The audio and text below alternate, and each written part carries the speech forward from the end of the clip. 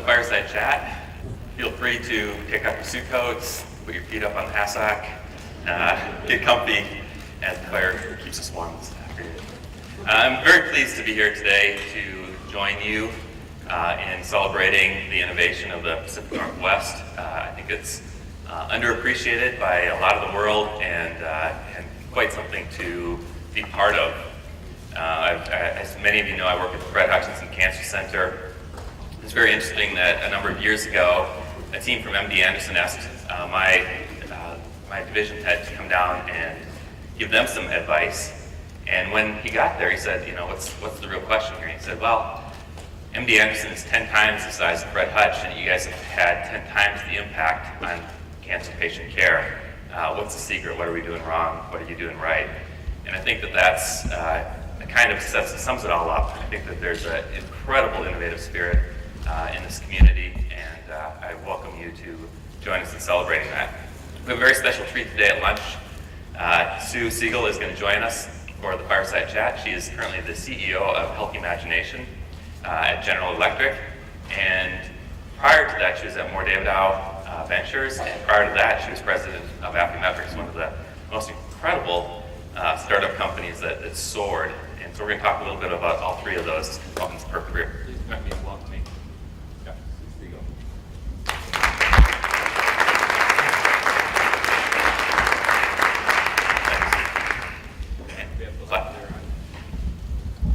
The microphone on. I get the pillow. There you go. It has to do with being able to reach the back of the chair and the floor at the same time. Otherwise, it's the Alice in Wonderland effect. Well, welcome, Sue. And, you know, as I said, I've had a chance to follow your career and to know you through the last three phases of your career. And I thought maybe we'd just do the chat by kind of going through those step by step.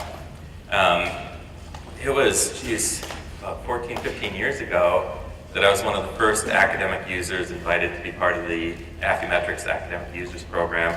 This was in the early days when you had invented gene chip technology, and it went from, as a fellow, I had spent a year measuring 3 genes and 12 tumors, and now you were able to measure 10,000 genes overnight in a dozen tumors. And Andy ran from my lab, and I went down and pulled up just outside the building. I like to look at things the night before. It was 7 o'clock on Sunday night, and I pulled up and the parking lot was full. And I went to the windows, and there's all these people working in there. I knocked on the window, and somebody came to the door, and I walked in, and it's just a beehive of activity. It's Sunday night, 7 o'clock, biotech company.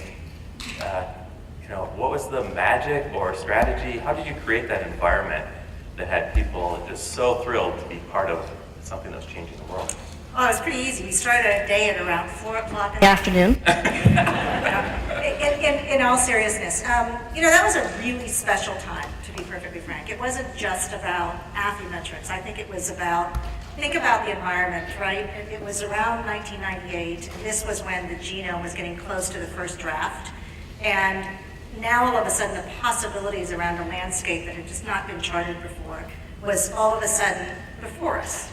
And we had a technology that in fact gave the first opportunity to actually take some of that information and actually package it up so that you could compare normal versus sick and do it in a multi-analyte way. And you know, it just, now you think about that, you think about next generation sequencing, and you're like, come on, that's the dark ages.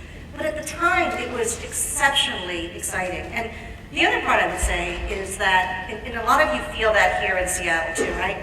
Sometimes you get an environment where you feel like you're not just working for a job, you're working for a bigger cause. And when you're working for something that's bigger than you, when it actually is all around, at the time, it wasn't about the widget.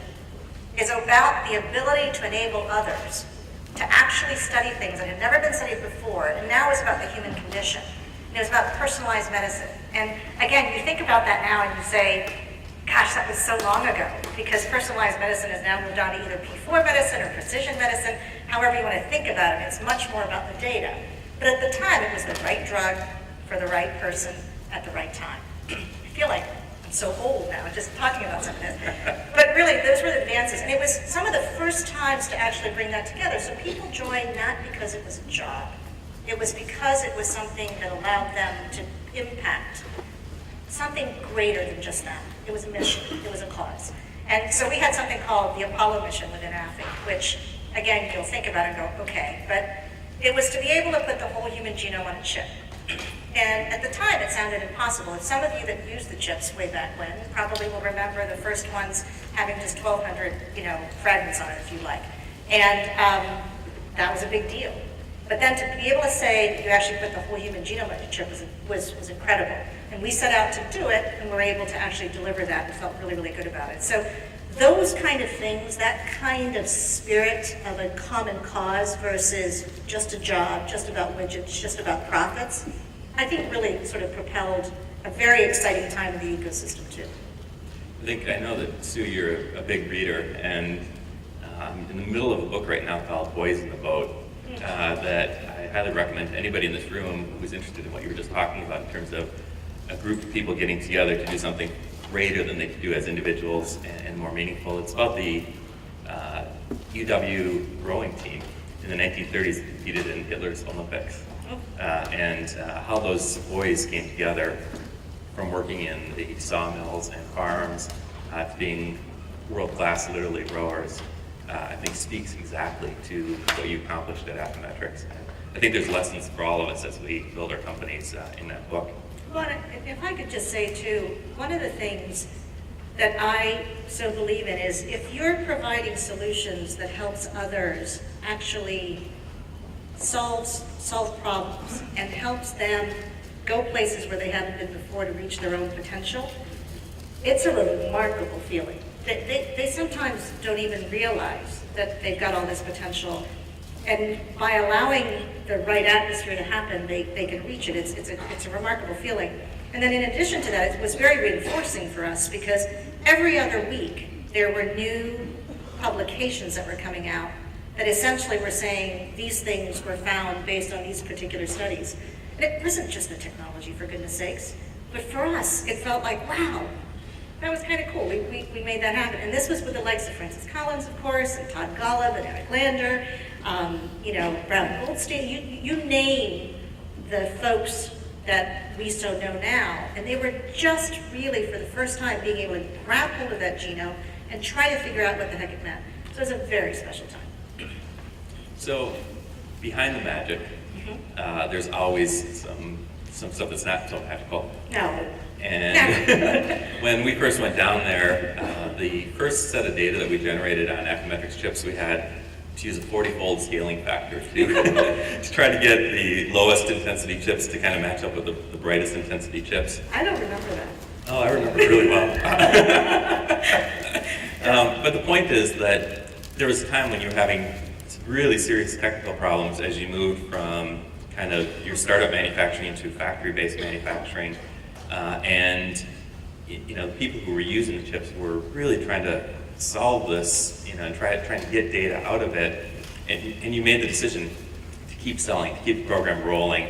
And I remember feeling like I was being gifted by Affymetrix when they gave us free replacement chips.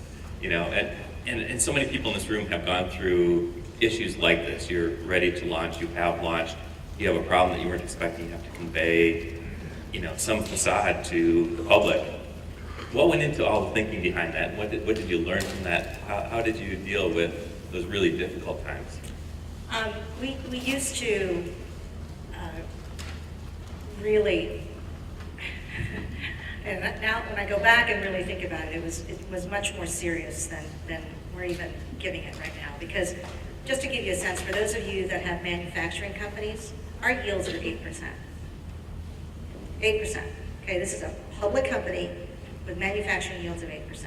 So just think about that, right? That's number one. Number two is, because this was so new, we were packaging the genome. Think about that, okay? People were cranking out new discoveries around the genome and then putting them into databases at a speed that was pretty remarkable. And so how do you QC that? Who's right? Who's right? At the time when you really didn't have the reference genome yet, right? But yet, the information was quite valuable, and people wanted to still use it to actually do their studies. So the tension between allowing for discovery to happen while knowing we had this really troublesome performance, if you like. Customers kept telling us we still want it.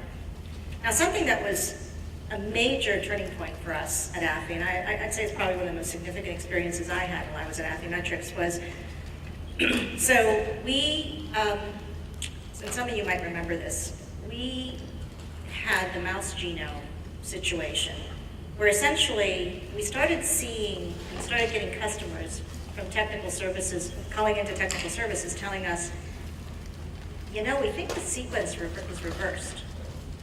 And we're like, what do you mean? Well, we think the sequence is actually backwards. And we're like, okay, how do we figure this out now? Because remember, we weren't responsible for the data that was in the databases, right? They were coming from all sorts of different labs. We were mining that data and putting it on the chips. So, you know, and it was one of our fastest sellers, the mouse genome chip. And so what do? And who's responsible for that? Well, we made the decision at the time, and again, it was a big turning point for us, that in fact, we were responsible for that. And we were responsible for what went on the product. And therefore, we were responsible for what we sold to customers, and therefore, we had to take the hit. And that was a moment for us, which was a really, really tough decision, because you had the folks that were the purest in science that would say, hold on a second, 80% of the data, which is 79% more than they could get in any experiment, is actually fine.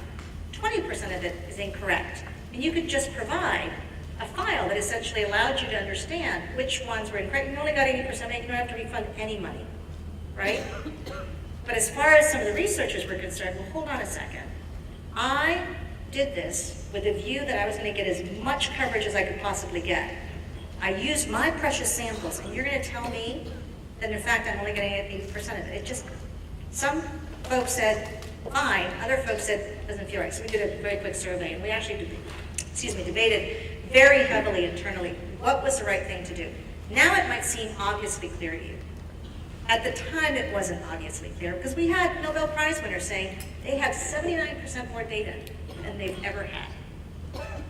But as we sat down and we really thought about it, we fundamentally believed we had to refund the money, take the ability to provide more chips. It was great. Some customers actually came back to us and said, you know what, not only did I get my 80%, but I got new chips. That's good. And so they got even more data. And they actually felt that Affy was listening to customers. And it became a real turning point for us in terms of becoming much more customer-centric. Our investors hated it. We were a public customer. We were on NASDAQ, on the public markets, of course. And we essentially tanked almost $1 billion, just to give you a sense in terms of our market cap. So it gives you a little bit of a feeling of, you got to take the rough spots too, but it was quite foundational for us. Well, hope that doesn't happen again. Neither of us. So moving on from Affymetrix to more David Al. You were a partner at MDB, sat there day after day, week after week, month after month, listening to pitches, making decisions. If you could boil it all down for the people in the group here, what were the things that you felt in your gut were fundamental to being successful, and what were the things that you could just sense was going to be a company that was going to fail? It's a toughie. I think a lot of folks in this room probably have their own definitions of this, but we always started with, first of all, as a financial VC, we started with what's our thesis for investing, first and foremost, so we could do the hunting appropriately. So we had to have some sort of thesis on a particular area and be able to say, what are the criteria sets for what we're looking for? But regardless of what the thesis was, there's a number of things that are just very foundational to what is done, right? First and foremost, what is the problem that you're trying to solve? How big is that problem? How persistent is that problem? And that's sort of the foundation of where a lot of it starts. Then it becomes, what's your value proposition? What's the technology you're going to put towards it, of course? And then, more than anything else, is who's the team that's going to get this over the first hurdle line? And teams change. But those initial teams are so very important because those folks are the ones that really see the vision and can see beyond what others believe and think is a cookie cutter or a template way to approach things. And they're so driven, they're torchbearers, right? They really, you can feel it. And so for us, it was really important, not only do you have to have the problem, but the team had to be good. And the technology, clearly, you wanted to make sure. And the technology could be, technology, or it could actually be a new business model that we might be looking at to apply to that particular problem. And the other questions that you ask, particularly in healthcare, and I think the number one question that gets asked by investors today, even before the first question where you can even walk in the room, is how does this help the economics as it relates to the healthcare system? Who's going to pay for it? Those two things are going to go hand in hand. How's it going to either get reimbursed or is it going to be self-pay?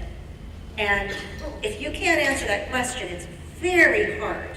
And you've heard this, right? There's been a flight to tech. There's been a flight away from the healthcare sort of investing, the life sciences investing, as it relates to comparatively across technology, energy, healthcare, consumer-based businesses. And the reason for that is it's very, very hard if you don't have the answer to that health economic question. And reimbursement has become even more difficult. So as you're looking for financial investment, or even for strategic investment, one of the first questions I would really invite you to ask yourselves is, who pays? How do they pay? Under what conditions do they pay? How does it fit into the system? And am I trying to totally disrupt the system and get a different model with regards to health economics? Financial VCs in particular, I would say, there's only so much risk you absolutely want to take all at the same time. So things have evolved since, I was very fortunate when I was investing at Affymetrix, at Moore Davidow, because the reimbursement arena was only rising, but there was a time where it was still, if you get the right technology going out, you will most likely be able to get a bit more incremental dollars. Those days, as you know, are pretty much gone. And it very much is around the ROI in the system that you're going to be able to help as it relates to the overall cost per unit of whatever healthcare delivery models you're going to be approaching. So, complicated answer, but it is one based on many different factors. And first and foremost, market pay. Second, the team. Third, what is the technology? Because you can pivot off of technology, as you know that, right? And then foundational to everything is who pays and how are they going to pay. So I met you through Thane Kreiner, who was your senior vice president at Affymetrix, and he was the person who I founded Presage with years ago. And we had the good foresight to begin Presage a week before the stock market crashed in 2008, and then set out to, we spoke with you and 5 a.m. and Arj and so many others, and we knew within the first 2 days that we weren't going to get funded by a VC group because they just weren't making investments in those months of uncertainty. But we decided to talk to we probably talked to 30 groups because we felt like we could never pay for that kind of advice. That each of these people and each question behind that was years of experience in understanding who might succeed and who might fail. And from all of that and other reading and talking, I really took home, from my personal perspective, that there were a few reasons why companies failed. One was because they took them out too soon, and they were expecting that investors were going to be willing to pay for what should have been academic work to finish it up. The second thing was it seemed that so many scientists in laboratories really felt that they could be a good enough business person to do it themselves, and they didn't appreciate the value of having a true business partner who could build it.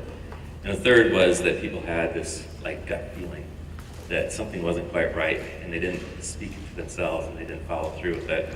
And that came back to bite them later. 3-4 years into it, their company failed because there was something that they knew 6 years earlier that they should have recognized as a fatal flaw. Is there something that I'm missing in there, or something that you would think is an important kind of generic consideration for? No, you've articulated it well because you lived it, right? And just to make sure, there's a couple of things I would say just hearing you describe that. And one is, your timing was just, I mean, really? You couldn't have predicted that, right? And it was the cold, dark winter, and that stayed cold, dark. I mean, if you go back and you look at the history, of course, Q4 of 2008 through, how many of you went to JP Morgan that 2009? Many, right? And when you walked the halls, it was the first time you could walk the halls with Brownie and Newman and not hit anybody else. I swear, it was remarkable. It was like empty, it was dead, because everything sort of dried up during that time. And so, one of the things that I'd like to say is, you know, your timing was really harsh, and a lot of times, you might measure yourself and your success, whether you're actually progressing, by thinking that it's VC funding. And I guess my message around that is, just because you're not VC funded does not mean you can't be successful. Because again, remember where funds go. Funds figure out the areas they want to invest in, and then they're very selective about how they go about doing it. And it doesn't mean your business model's wrong. It just means it doesn't happen to fit their particular need at the time. And I found myself in that particular scenario a lot of times, but it was a perfectly good business. And it might not have met all the scenarios we needed to hit. So I think the way you've articulated it is pretty good, and you said it, right? You kept going because it was advice you were looking for too. And you were able to build a business out of it. Actually, the success of Presage is based on information that we got from funders who didn't fund us. I think the person who I would attribute most to is Bob Nelson at Arch. And you know, we were thinking of using the Presage technology, which would allow us to introduce many different drugs, drug combinations, right into a person's tumor while it's in their body, to understand which drugs worked, which drugs didn't work, which combinations were better than others, really as a personalized medicine approach. And he said, you know, you have a device where you're injecting drugs, and you're making diagnostic decisions. What is the FDA going to do with that? That's going to be a long, hard path. Is there any chance that you could use your technology in the preclinical setting first? And I've been thinking for years about combination therapies, and I realized that if we could prioritize combinations in human tumors grown in mice, that could be important. And so we went and spoke with people at Pfizer and at Merck. And I remember the head of oncology in Boston at Merck, or talking to him, and he's asking us questions about combinations and stuff like that. And pretty soon his legs started going like this, and he's like, could you do like 600 of these, and could you expand it? Like, if we wanted to like put a team on it in Hong Kong or Taiwan, could we do that? And his leg was just, you know, you could just feel that they recognized that they needed to go into combinations, and that they could never touch it doing traditional in vivo pharmacology, where it costs, you know, $150,000 to answer a simple question in mice, and then it wasn't even internally controlled compared against others. So that really, you know, we reshaped our whole business plan around that, and then we spoke with individuals, and they funded the company, and ultimately it proved important enough to the pharmaceutical industry that we funded most of our work in non-dilutive form through our partnerships with drug companies, and have used the margins to pay for further development and even our new drug discovery. And when I hear that, I will also say the following, which is, particularly for the entrepreneurs in the room, which are the majority of you, again, just because a financial VC says it doesn't fit our model, and they give you all the feedback in the world, doesn't mean you don't have a business, which in fact, you can figure out different creative ways, with so many different ways now, both with strategic partners, through non-dilutive funding, via grants, and you know, some of you do this already, but also through open crowdsourcing kind of funding, and we'll talk a little bit about that in a second. But it gives you a chance to keep moving the progress down the road. And then you can try again with either financial VCs or strategic VCs, like corporate VCs like a GE as an example. Because now you've helped remove some of that risk, which again, in the life sciences area, I have to say, there has been a shift, a pretty dramatic shift, towards much more late stage funding than the very early stage seed funding and Series A funding. It's still there, but you'll see that the data there has been much more of a shift. So that means that early funding and how you go about doing it, and I think what Chris and the team here are doing with regards to the mentorship and really getting an ecosystem together that will help you progress down the way versus being completely naked at the beginning and trying to get VC funding that way, I think is a pretty good model. I'd love to, I'm going to turn it back to you in a second here if you don't mind, because you do so much inspirational work, but tell us a little bit about a different funding model and what you're doing with what you believe deep in your heart to be some of the greatest work that you've done. But you said, I'm actually not going to spin it out into a biotech, but I am going to take it through clinical trials, and I am going to take it through the FDA. Yeah. And how are you doing that? That's a weird one, isn't it? So what Sue's referring to is Project Violet, a new program that we have at the Fred Hutchinson Cancer Center. And I do believe that it's some of the most innovative work that our team has ever done. Probably about 10 years ago, we began working on a peptide drug product for making tumors glow that many of you know through Blaze Bioscience as tumor paint. And in the 10 years that we worked on that, I had an opportunity to learn how to work with these small, tightly folded mini proteins that are held together by a cysteine knot, basically. And we realized that these would be just amazing scaffolds for a lot of diseases. In particular, tumor paint cross the blood-brain barrier. There are very few examples of molecules that naturally cross the blood-brain barrier. It was a very sturdy molecule. A lot of these molecules hold up to stomach acid. They're not broken down by it. You can redecorate them so you could turn them into a molecule that could interfere with protein-protein interactions. And if you think about it, all of the small molecules, and 90% of the small molecules we make for therapeutics fit into greasy little pockets and like block an enzymatic activity. But most diseases are not caused by an enzyme defect. Most diseases are caused by protein-protein interactions or ion channels, particularly diseases in the brain. And these peptide drugs are big enough to actually interfere with protein-protein interactions or to modulate ion function. And so people have identified this platform 23 years ago as potential for a really important class of therapeutics, and yet all the pharmaceutical companies have failed to make good on it in the subsequent couple decades.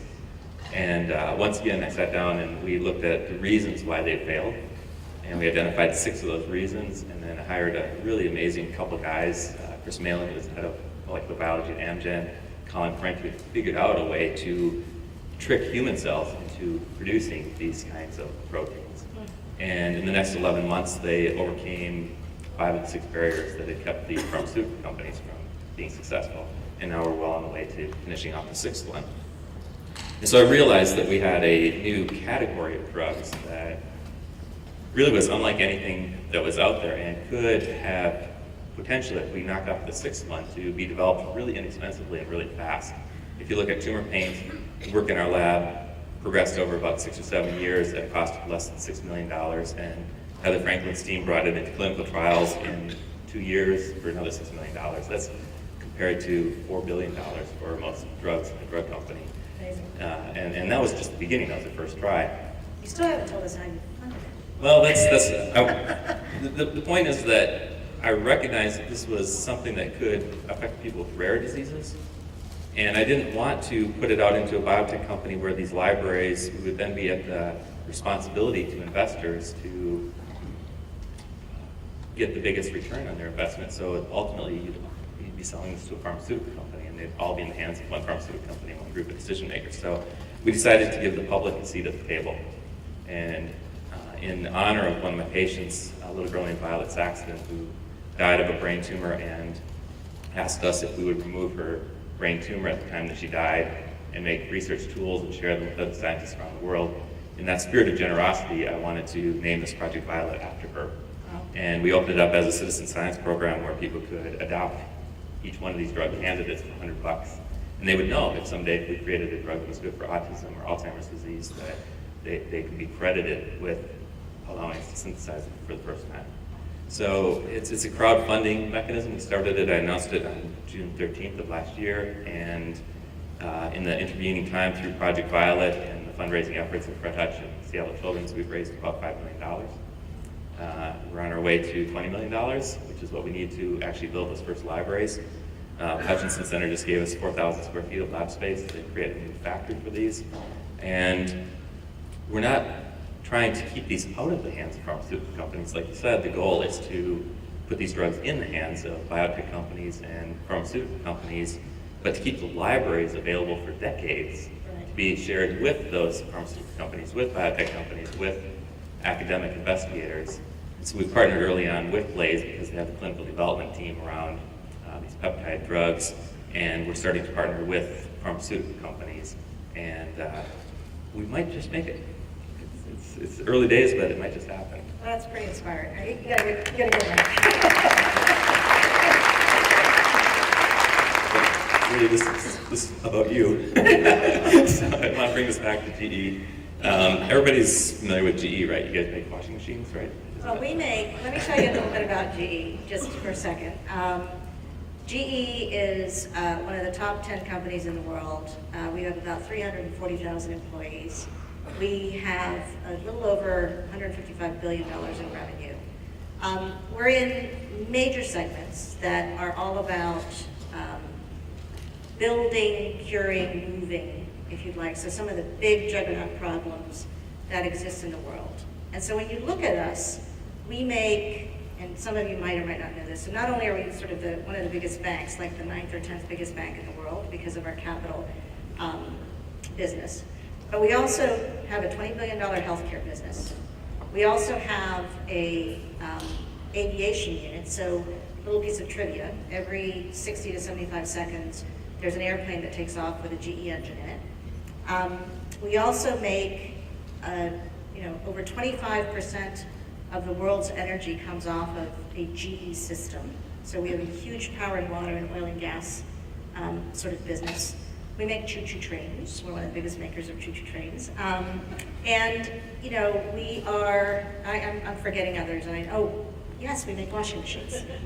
Yes, we do. I knew you did. Yes, we do. We make appliances, and of course, from Thomas Edison, our founder, we also still make light bulbs. In fact, we're one of the biggest manufacturer of light bulbs. Here's a quick story on Thomas Edison that I like to tell because I only knew it once I joined GE. And he has about 10,000 patents to his name, and he was one of the first entrepreneurs. And if you think about it, as an entrepreneur, he went to raise money, and guess who his backers were at the time? The first backer was JP Morgan, and he put in $2 million to get a chunk of the company. And then guess who his syndicate was? Who the other investors were?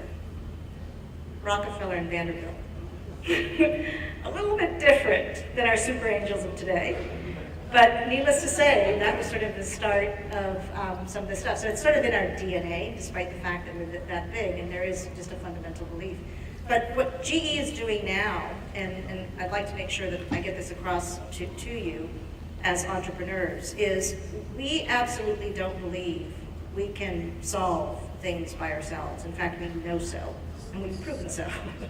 And what we do know is the partnership model has to be the model that actually really helps drive success for both parties. So there's much more of the win-win. And so what you're seeing us do, even in our world of venturing, so it's not just about equity investing, but we also have a pool of money that for our portfolio companies that we do invest in, we will do non-dilutive funding too on certain projects where we're able to bring in either expertise or scale or footprint or something to the equation to help accelerate the innovative path and getting them to the marketplace much faster. So, but it is really about partnership and you guys bringing solutions to the table that in fact we never ever think of. And try to help actually make those go forward. So tell us a little bit about Healthy Imagination. Oh, okay. So Healthy Imagination was created as one of the two initiatives that Jeff Immelt, our chairman and CEO, essentially put into place. So there was two.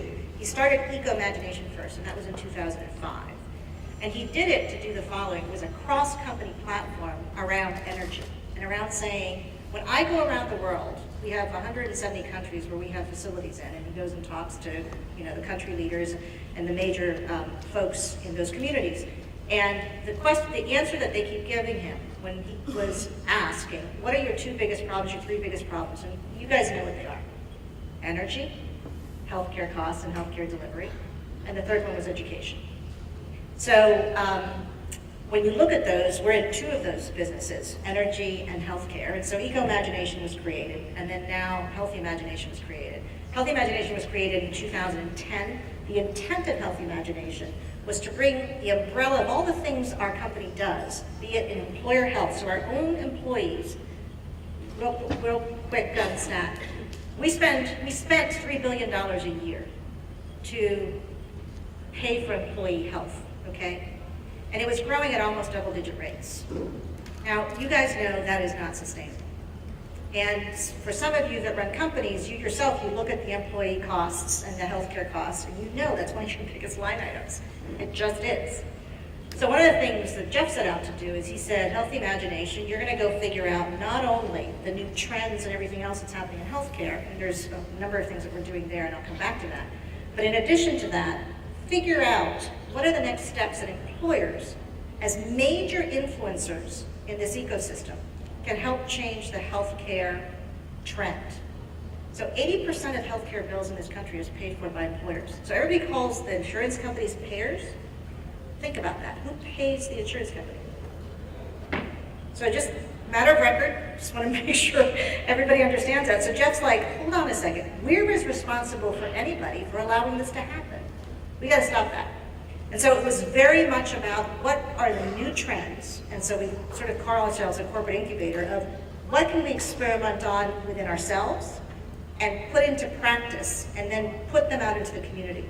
So within Healthy Imagination, we have another number of programs. Employer health is one of those programs.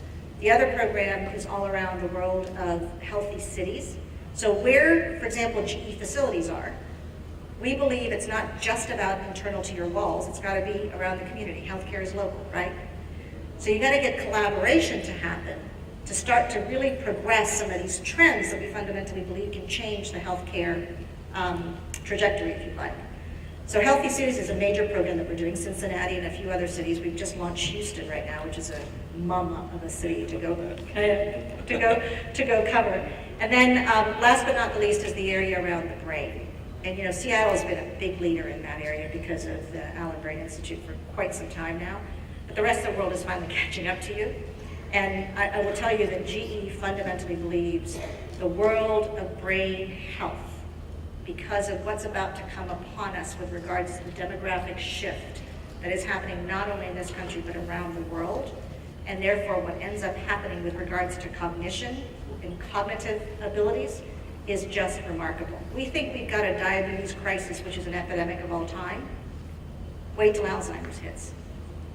When you're a diabetic, you have learned to manage that. You know, we've got to still cure it, don't get me wrong.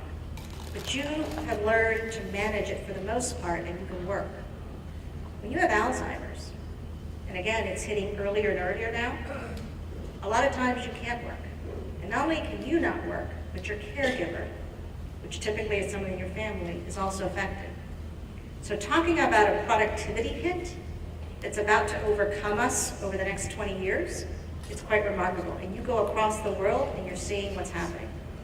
So brain's another area in terms of what we're trying to do in terms of understanding and providing the tool sets to really put the underpinnings. You know, brain is kind of where cancer was in the 1960s, right? There's not been a war declared yet on the brain. Now the governments, mind you, have declared that they're going to put efforts behind this. But it's not to the magnitude that we've been able to do yet. And so I think Europe is probably further ahead. They've essentially put $1 billion out, billion euros out there for the study of brain. And we now have committed 200 million here in the US. China is in the process too. And you're seeing a major effort. And of course you probably saw the PCAST report that came out that said we probably need to do a human genome project like for the brain, to the tune of about $4.5 billion to start to conquer and understand some of the foundation of disease, because we don't know all the things that's happening in the brain. So along those lines, let's stay focused on the brain and kind of connect the Pacific Northwest and GE for just a minute. Okay. Lance Stewart, who is here, and some others began a group called Northwest Neural Network. And they just started by doing a survey of how many startup companies, how many mature companies, how many research institutes are focused really primarily on the brain. And shockingly, there were over 75 in Seattle, Vancouver, Portland, and one in Tacoma. And, and the point is that there's a really strong, robust focus on the brain here, and it ranges from computer-human interface to devices. There's really incredible ultrasound technology up here, to imaging, to therapeutics. How do we connect these folks with your teams and get in front of you? Yeah, I think one of the things we have to do is really get out the word that we've been focusing in this area now. We hadn't done that before. We've just started something over the last, it's almost 9 months now, which we call them brain trust convening meetings. And these brain trust meetings are to bring together the community and the ecosystem to help catalyze this, and it's meant to be worldwide. The first one we held in DC, it was relatively well attended. The second one we held in San Diego, and we were able to get the likes of, I can't even believe I'm going to forget his name now, but Tom Insel, the head of, as you know, the National Institute of Mental Health at the NIH, along with John Donoghue from Brown University, some real big influencers in the world of brain, to start talking about what needed to happen to really allow what you guys have been able to do here in the Northwest. But to really do that as a worldwide community, because it was not moving forward. And we just recently held our third one in the UK with the Cobley Foundation, co-sponsored with the Cobley Foundation. And we had representatives from all over the world this time, really big influencers, starting to really lay out, okay, how do we need to do some of these things? I think what GE needs to do next, and we're talking about how we go about doing this, is really think about what sort of thesis around the brain for investing do we really want to invest in? And really looking at what those kind of companies are. One of the areas we're quite interested in, but we've not put this out there to everybody, so you're sort of learning it first, is the world of e-neuro. And you might say, well, what the hell is that? And, because I did. And what does it really mean?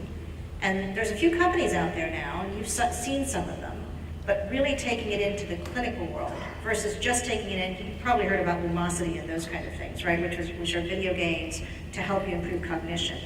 But if you can take those through the FDA now, the app becomes what you prescribe. It's not just a drug. It becomes, the app is what you prescribe to help do that. That's an area that we're looking at pretty heavily to figure out. Again, the investing horizon needs to be 5 years and beyond, right? And where is it going to be? So that's one of the places. We need to do that more and more in terms of some of the thesis around brain, and then get it out there to the rest of the public. That's fantastic. So just bringing it back one more time, though, to the question of if people in the room think that they have something that might interest you. What is the portal? How do they? Oh, sorry. There's a website, it's gventures.com, that you can go on to, and it essentially shows you by partner who you might be able to interact with in terms of trying to see whether we should take a look or we shouldn't take a look. And you'll get a sense for what areas we invest in, and if there's a match in terms of our wheelhouse for investing and what you potentially might have. Great. So I think, we have a few minutes left here. I'd love to open it up to questions. I think there's a mic in the center of the room. If anybody would like to ask Sue some questions, this would be a great. Actually, what I said to Jim is I'm sure Jim would be welcome and very willing to answer questions. So, but I am glad to answer questions if anybody has any. Okay. In the meantime, while we're waiting to see if anybody wants to come up, I want to ask you, I know that you've been too busy to do any reading recently, but while we're all here and you're an amazing reader, do you have a favorite book that you'd like to recommend, I think? Well, Tracy Kidder, Many of you probably have read this. If you haven't, I found it inspirational. It's about Paul Farmer, Mountains Beyond Mountains. Have you read it? And you know, I know it happened a long time ago, and you know, he's a character to say the very least. But the way that book was written and the way it talks about the contextualizing of healthcare and delivering healthcare to the person, to the environment, and understanding all of that.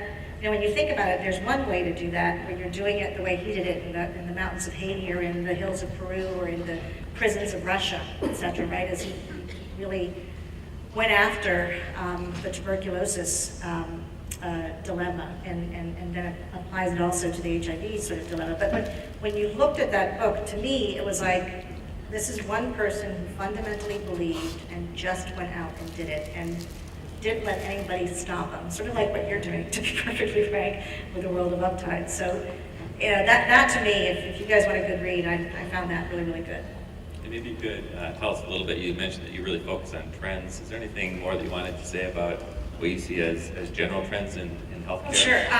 Really quickly, so there's three that I'll talk. I already talked about brain, so I won't spend any time on that. That has to do with an aging demographic, etc. But there's another one, which is cost of healthcare is the major conversation in the room now.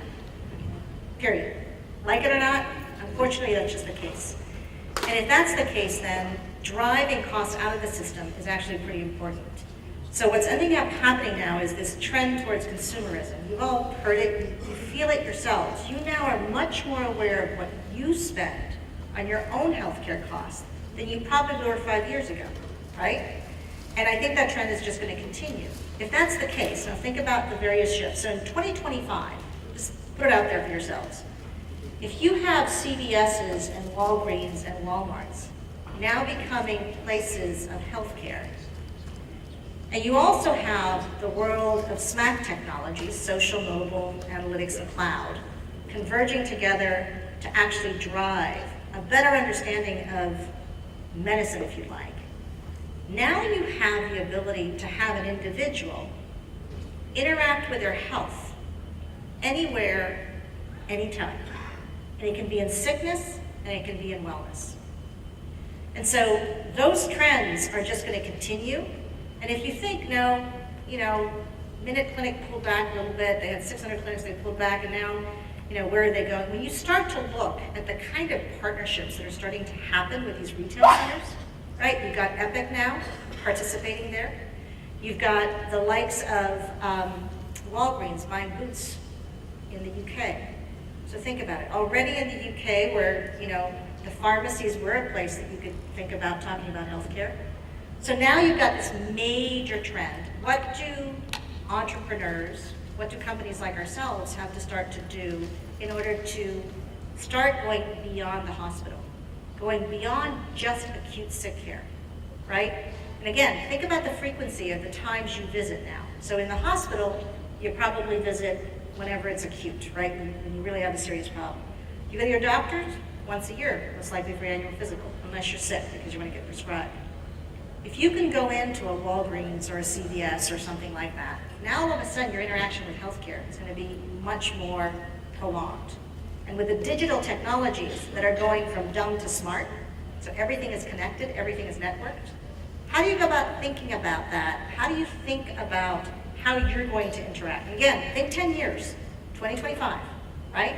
I was just talking about Alfie. That was just, I don't know how many years ago, maybe it's a lot more than 10 years ago. You know, you can do the next generation sequencing, the human genome in a day, right?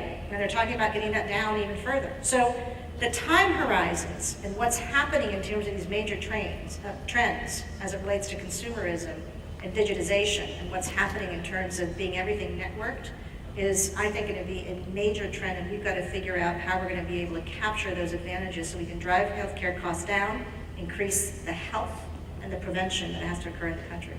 Let's take a couple quick questions. Hi there. Can you hear me? Yes. I'm Carol Pratt. I'm an FDA lawyer with K&L Gates out of their Portland office, and I work a lot with medical device companies that are increasingly using off-the-shelf devices as part of this seamless, cloud-like environment that you talk about. And I really appreciated your comments about where you see the trends. One of the major barriers that you talked about I mean, traditionally, the FDA was, the big bad barrier, and it still is to some extent. But the real, gorilla in the living room is reimbursement. I wanted to ask is GE Healthcare, are you also trying to influence reimbursement so that you can see the light at the end of the tunnel for this innovation? Because if you get through the FDA and nobody pays for it, it's an empiric victory. Yeah, thanks for the question. And yes, we are trying to influence on many different levels as it relates to reimbursement in particular. And it's not just about, it goes hand in hand, regulatory and reimbursement. Let me give you an example. In the digital health space, FDA has provided guidance for mobile devices out there, right? Their guidance documents at this particular time. Now, if you remember, I'll take you back to the world of personalized medicine for a second, in the world of clinical labs and CLIA. And remember before that, it was IVD, MIA, and then it became all around LDT versus IVD, et cetera. It wasn't until we got some specific guidelines from the payers, Palmetto to be specific, that essentially said if you want to get your particular test reimbursed, you have to do clinical validity, analytical validity, and clinical utility. And then it gave you very specific, sort of a template as to what needed to happen. And our belief is we have to push that also in digital health. So we shouldn't just wait for it now. We should start providing, and we're thinking about that very much in GE Healthcare, providing what are the guidelines that are similar to that will allow folks to get educated around this such that we can get quicker guidelines versus having to wait and not know whether that's going to succeed or not. The reason why investors a lot of times stay on the sidelines is because of lack of clarity or ambiguity. They'd much rather know, yes, if they know how to do it and they can understand the capital required to actually deploy to that to conquer the problem, then they might potentially invest. But if they don't know, most likely they won't invest. And so those are some of the things that we're trying to do both as a venture arm, but also working with our colleagues in GE Healthcare to actually drive some clarity as it relates to both reimbursement and the regulatory front. We're going to need to call it a wrap right there and ask you to invite me in applause to thank Sue for coming up to Seattle and joining us this afternoon.